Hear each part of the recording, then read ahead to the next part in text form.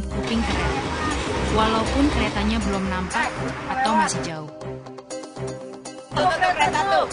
Energi bunyi yang ditimbulkan akibat gesekan roda dengan rel ditransmisikan atau dirambatkan oleh rel. Rel adalah medium atau perantara yang merambatkan energi bunyi dalam bentuk gelombang-gelombang. Demikian pula kita dapat mendengar gemuruh pesawat jet yang terbang jauh di atas. Energi bunyi merambat melalui udara. Udara adalah medium atau perantara yang mentransmisikan energi bunyi dalam bentuk gelombang-gelombang. Kecepatan merambat energi gelombang dalam suatu medium atau perantara ketika akan turun hujan atau hari mendung. Di langit kita melihat kilatan cahayanya lebih dulu, baru kemudian bunyi petirnya menyusul di belakang.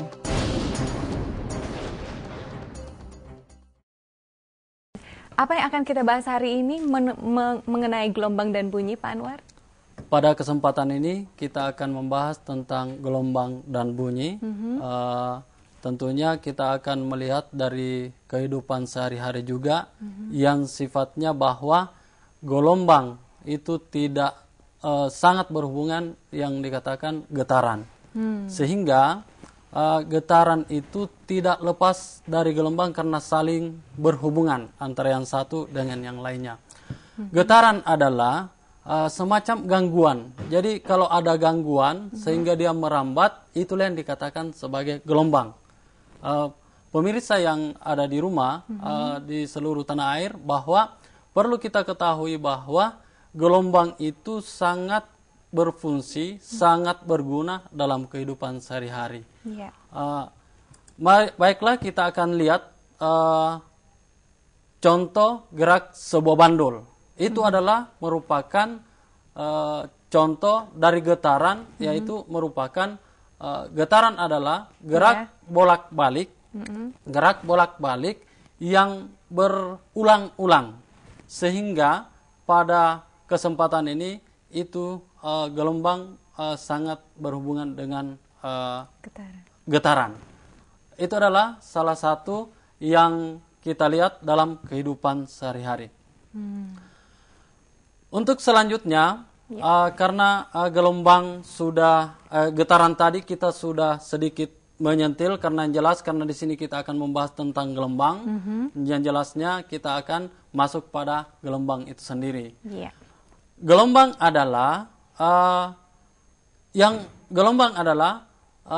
perambatan atau getaran yang merambat dari satu tempat ke tempat yang lain.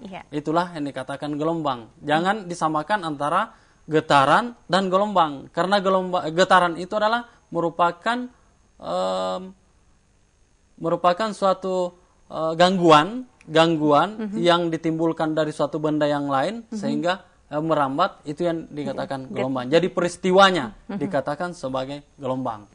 Jenis-jenisnya itu terbagi atas dua. Yang pertama adalah gelombang itu berdasarkan arah getaran. Berdasarkan arah getaran. Dan yang kedua adalah gelombang berdasarkan medium perambatannya. Nah, perlu kita lihat kembali bahwa, atau kita lihat bersama bahwa gelombang berdasarkan arah rambatnya itu ada dua juga. Ada dua. Menjadi dua juga. Di dua lagi. Yang pertama adalah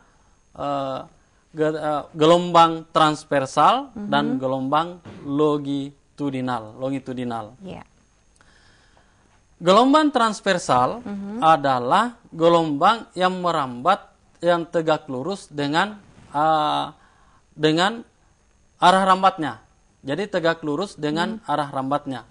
Sehingga dalam kehidupan sehari-hari kalau kita lihat, yaitu tali, tali yang kita buat agar supaya kita gerakan ke atas atau ke bawah, maka dia akan terbentuk suatu gelombang yang sifatnya merambat menuju dari satu tempat ke tempat yang lain. Itu adalah salah satu getaran transversal.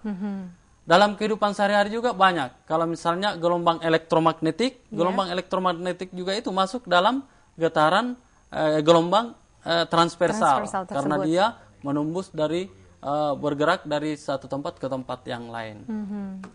Yang kedua adalah yaitu gelombang longitudinal.